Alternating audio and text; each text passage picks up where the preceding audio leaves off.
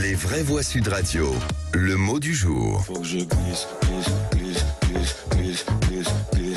Le mot du jour est le mot glissade, puisque les glissades en tout genre sont à la mode en ce moment, et pas seulement en raison du froid hivernal.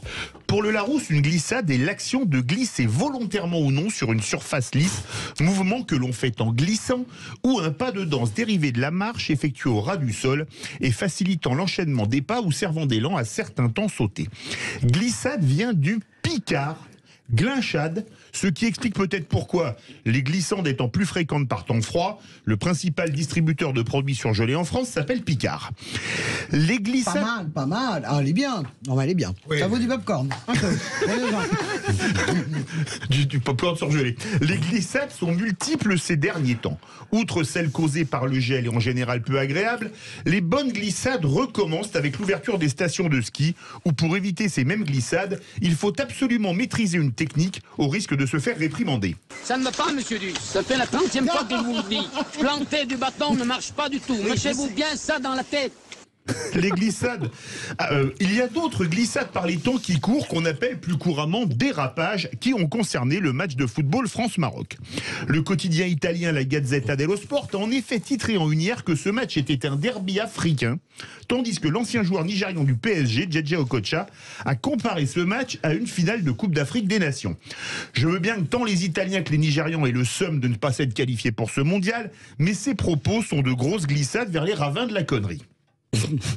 Tout comme le statut Facebook de SoFoot qui disait lundi que, je cite, Espagne-Portugal, le Maroc a fait tomber la péninsule ibérique encore plus rapidement qu'au 8e siècle, mais le plus dur reste à venir avec la revanche de Poitiers.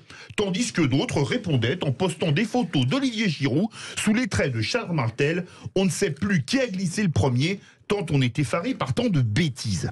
Rappelons simplement qu'un match de football n'a rien à voir avec la guerre, puisque même les USA et l'Iran se sont affrontés sur le terrain lors de ce mondial, sans aucune glissade de la part des joueurs ou de l'encadrement technique des deux équipes.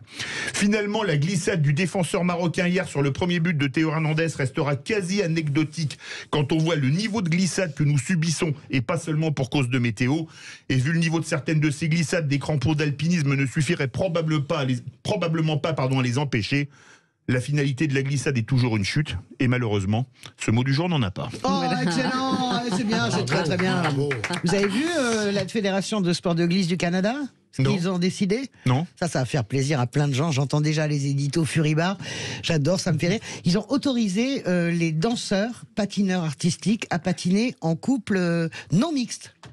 C'est-à-dire que vous allez avoir les compétitions d'hommes qui patinent ensemble et de femmes qui patinent ensemble. J'ai dit patiner, hein, j'ai pas dit. Voilà. Vous avez pas dit quoi ? Non, mais j'ai dit glisser. J'étais très étonnée. Mais moi, je trouve ça absolument génial. Mais j'entends déjà les cris d'orfraie. Oui, ça me fait rire déjà par avance. J'adore. Mais qui va porter l'un ou l'autre ? C'est ça le truc. Le porter, ce sera forcément le plus costaud ou la plus costaude. Mais je veux dire, il y a déjà des images qui ont, qui ont diffusé. C'est intéressant. Moi, j'adore. Vous trouvez ça bien, François ? Mais moi, je trouve ça. Ouais. Moi, je trouve que chaque fois que des gens conquièrent des droits. Est-ce que c'était nécessaire ? Mais écoutez, chaque fois que des gens conquièrent des droits, les choses évoluent. Vous savez, moi, j'adore le ballet classique et moi moderne. Aussi. J'aime la danse contemporaine. J'aime la danse. Le ballet, le ménage. J'aime un peu moins le ballet. Voyez, mais bon, je suis obligé comme tout le monde.